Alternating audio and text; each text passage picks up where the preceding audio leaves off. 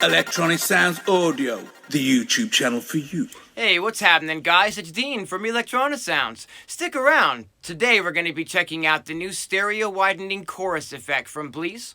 I really like making these kind of videos, and today we're going to be running a lot of different sonic content through this app so that you can get a really good idea of what it will do for your sound. We're at my second station today. Let's get into this. For those of you who are followers of my channel, we're not going to be at the main station today because I'm still busy putting together a brand new drum and bass live set over here. I can't wait to share that with you guys. We're going to be over here at the second station today, which I've recently put a new set of shelves in. This is just a set of shelves from IKEA that my wife and I stained the same blue color as my desk. I'm going to put a link to that stain down in the comments in case you want to get some awesome blue going in your studio. I really love the way that I've put this together here. I've got a lot of extra storage, and I've actually got 5 shelves underneath the little desk here. Super, super handy. All right, let's get into this.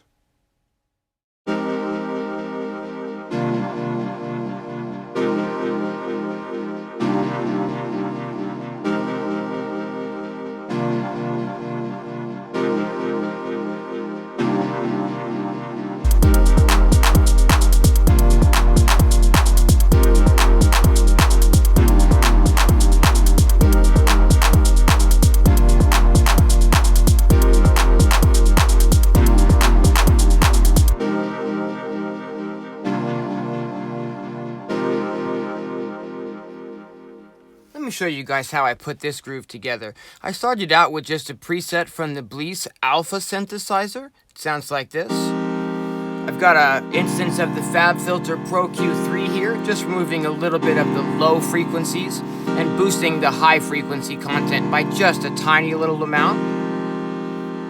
Next up, we've got the BLEASS Filter. And what this is doing is it's giving us a little bit of stereo panning and rhythm. And now to accent that stereo panning, we're going to add the BLEASS Chorus effect. This is the default preset, which is called Rainbow, and I find this to be absolute solid gold and pretty much my go-to preset when I'm using this effect.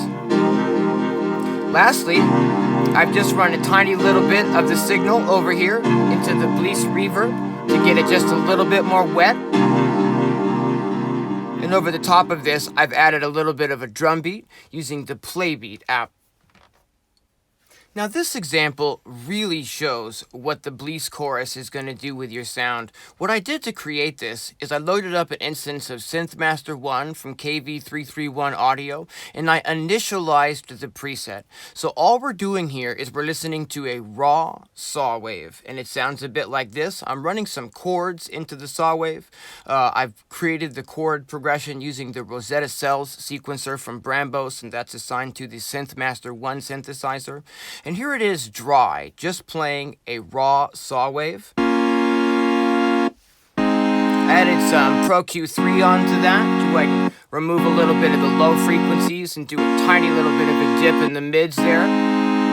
Now listen to what happens when we take the raw sound wave with absolutely no sound design on it whatsoever, and we run that through the BLEASS Chorus. Really just brings that to life.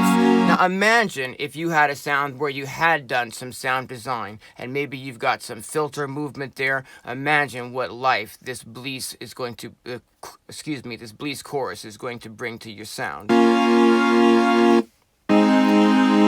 Next up, I've gone ahead and set up a send in OM to the BLEASS Shimmer Reverb, and when we add that to the sound, it sounds a bit like this.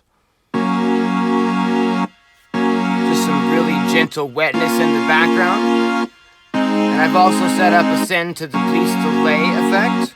And when we add that, it's really subtle as well and just really brings that sound to life. Now what's the point in showing an example like this? Well, even if you don't know how to do sound design or program your own sounds inside of synthesizers, using the BLEASS Chorus effect can really help on just a raw waveform to actually bring some sounds to life. Over this, I've added just a really simple drum beat using the Digistix Drummer app.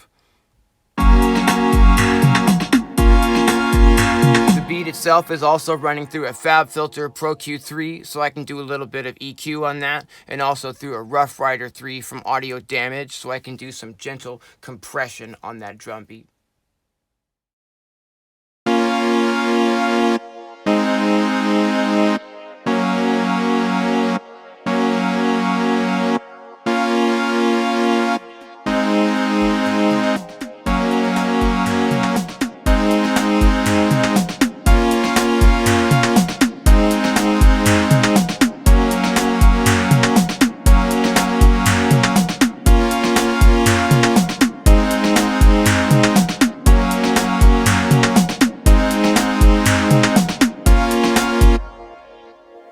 While playing acoustic piano might not be one of my strong points, I definitely wanted to show you guys what this sounds like on the Audio Kit Retro Piano. Let me switch over to Direct Sound and we'll check this out.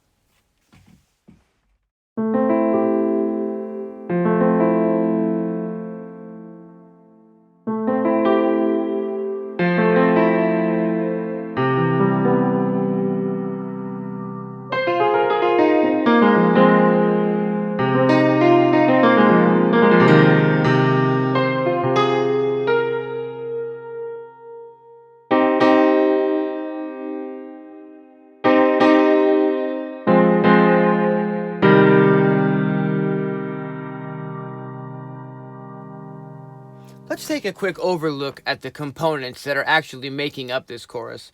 We start off with a gain so that we can either attenuate or boost our input signal. Next up, we've got a filter with two different filter types so that we can attenuate the amount of low frequency content that's coming into our, signal path here, or we can even, boost that low frequency content or try to boost some mid-frequency content here with the other filter type here. We've got a rate so that you can adjust the speed of the chorus. We've got a time effect so that you can get some really slow effects or some really fast effects as well. You've got the amount of delay lines, so how thick of the chorus you're really going to get. I really like it to be set to the maximum of 4. You've got offset control, so you can just, spread out those delay lines from one another. You've got a width control, which sort of, again, helps that stereo width and sort of spread those apart from each other. Interestingly, down here at the bottom, we can adjust the, left and right depth of the chorus effect, but we can do so independently of each other if we want. If we uncheck the button in the middle, they're no longer linked to each other. So you could have, say, the right side at a different setting than the left side, or vice versa, depending on your needs. Back over here on the bottom right, we've got a feedback control, which sort of feeds the chorus back into itself and sort of creates a thicker and more aggressive tone. And last on the right, we've got a dry wet side. I really like, keeping it at about 50% or less, but that's depending on, personal preference. And these are the things that make your sound your sound. Now, I thought this effect might sound really great on an organ, and I found the perfect organ preset to demo this with. This is the Yonak Caspar synthesizer, and it's a preset called Morph Cathedral. It's in the Air package of presets. I'm going to go ahead and switch over Direct Sound, and I'll show you what this sounds like clean, and then we're going to add the BLEASS Chorus, and I'll show you just what life it adds to this sort of an organ sound.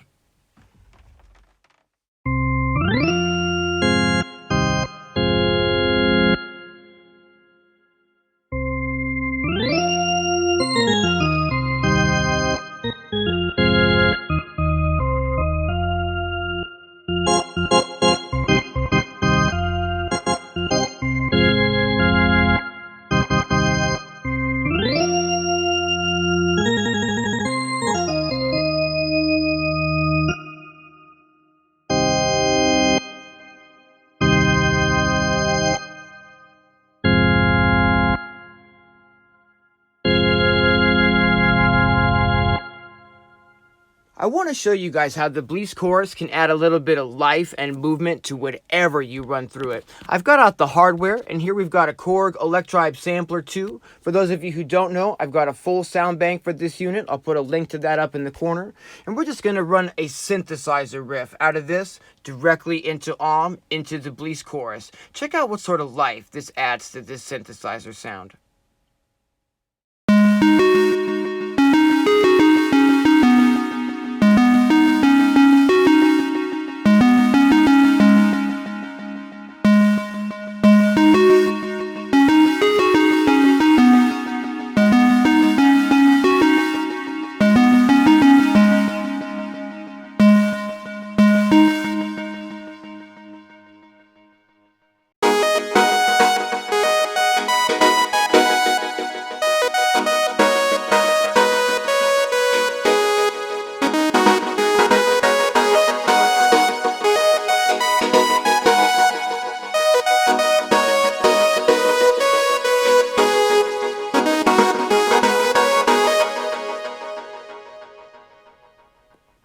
Getting out the Electribe kind of got me on a Korg kick, and now we've got out the Korg K oscillator. I'm going to run a synthesizer sound into the BLEASS Chorus, and what I want you to listen for this time is really just what it does to the stereo image when I turn the BLEASS Chorus on.